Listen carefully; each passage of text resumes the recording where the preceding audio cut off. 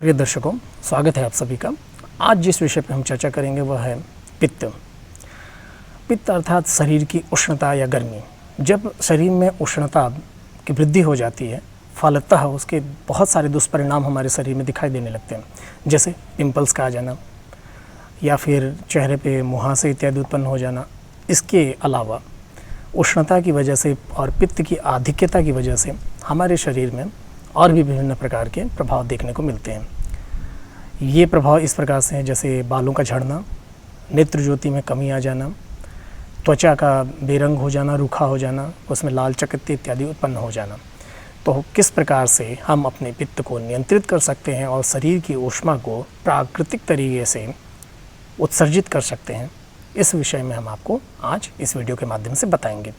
सर्वप्रथम आपको यह जानना आवश्यक है, अति उष्ण पदार्थ का सेवन करना यह वर्जित है।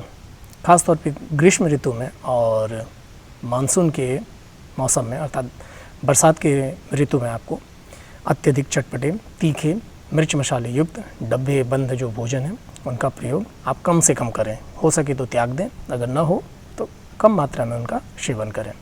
इसके फलस्वरूप आपका पित्त नियंत्रित रहेगा और शरीर में उष्णता की कमी होने के कारण बालों का झड़ना, पेट में कब्ज और गैस इत्यादि की समस्या का निरंतर बना रहना, ये सारी जो भी समस्याएं हैं ये पूर्णतः इससे आपको मुक्ति मिल जाएगी। शारीरिक उष्णता को समाप्त करने के लिए सर्वप्रथम जो प्रयोग है वह प्रयोग यह है कि आप अपने शरीर पर मुल्तानी मिट्टी का लेपन करें। यदि शरीर पर नहीं लेपन कर सकते हैं तो माथे पर ही आप मुल्तानी मिट्टी को लगाएं।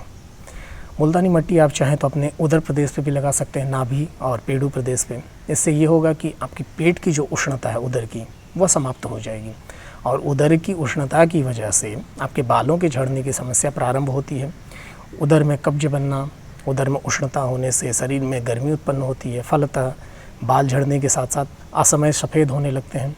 इसके अलावा आपके चेहरे पर मुहासे और चकत्ते इत्यादि निकलने लगते हैं। इन सारी समस्याओं का निदान है आप शरीर पर मुल्तानी मिट्टी का लेपन करें।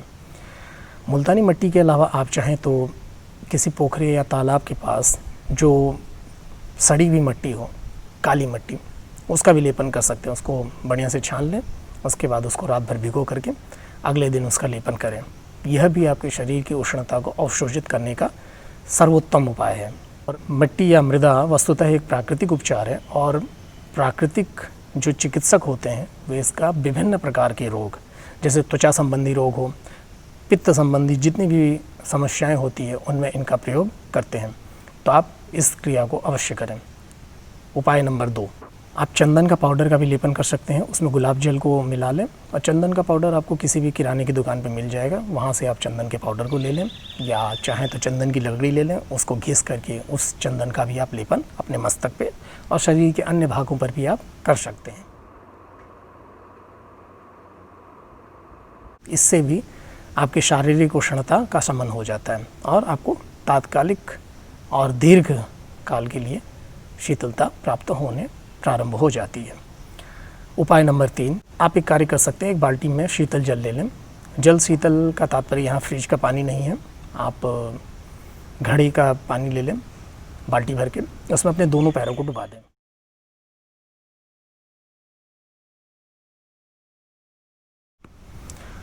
और उसको कम से कम 15 से 20 मिनट तक अपने पैरों को उसमें डुबा रहने दें। इससे भी आपकी शारीरिक उष्णता शमन होता है और संपूर्ण शरीर में आपके शीतलता आती है। यह प्रयोग भी आप करें, इससे आपको अत्यंत लाभ मिलेगा। उसके बाद जो प्रयोग है वह है शीतकरी अथवा शीतली प्राणायाम। ये 2 प्राणायाम आप अवश्य करें। ग्रीष्म काल में तो ये अत्यंत उपादेय हैं। शीतली और शीतकरी आपको किस प्रकार से करना है वो मैं बता रहा हूँ। सर्वप्रथम आप जिह्वा को, जैसे कौवे की चोंच होती है, इस प्रकार बाहर निकाल लें, इस प्रकार से, और उसके बाद उसी जिह्वा के माध्यम से आपको श्वास अंदर लेनी है और नासिका के माध्यम से श्वास को छोड़ना है। देखिए इस प्रकार से।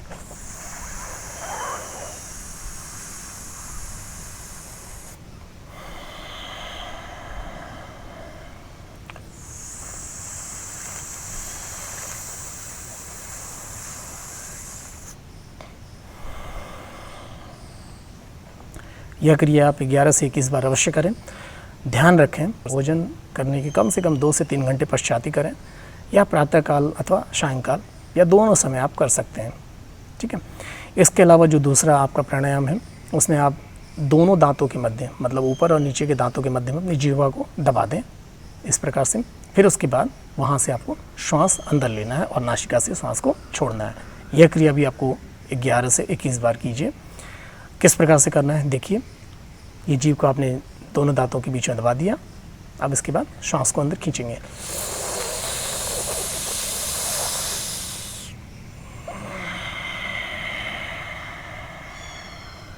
यह आपका एक तरह से एयर कंडीशनर का काम करेगा। यह एसी के समतुल्य आपको आंतरिक शीतलता प्रदान करेगा। और इसके अलावा जो अन्य प्रयोग हैं, यदि आपको अत्यधिक उष्णता की प्रतीति हो रही है तो आप कोई सूती वस्त्र ले लें, तौलिया या गमछा इत्यादि, उसको पानी में भिगो लें। फिर उसके बाद उसको हल्का सा निचोड़ करके अपने शरीर पर उसको इस प्रकार से ओढ़ लें, जैसे कि चादर या दुपट्टा ओढ़ा जाता है। इससे भी आपकी शारीरिक उष्णता काफ़ी हद तक कम हो जाएगी। एक जो अन्य प्रयोग है जो कि आप घर में रहते समय अवश्य करें, यह प्रयोग इस प्रकार से है कि जब भी आपको प्यास लगे, जल पीना हो, आप गिलास भर जल में 2 चम्मच दूध डाल दें।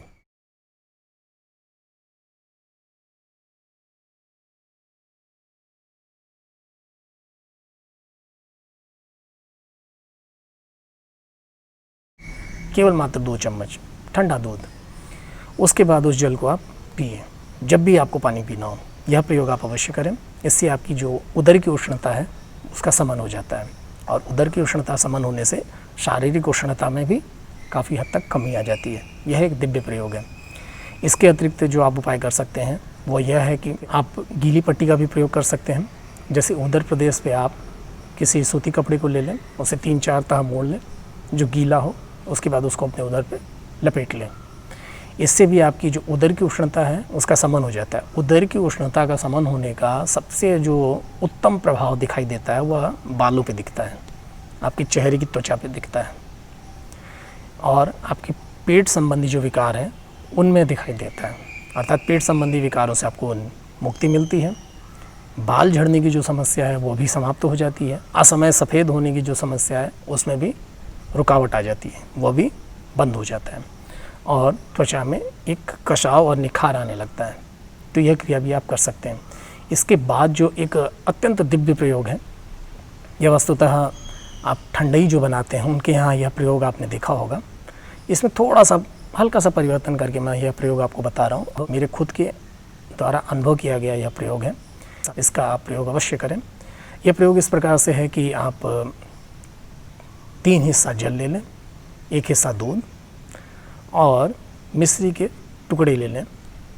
उसको आप गिलास में ले लें इस प्रकार से, और उसके बाद दूसरे गिलास में उसको इस प्रकार से साड़ें।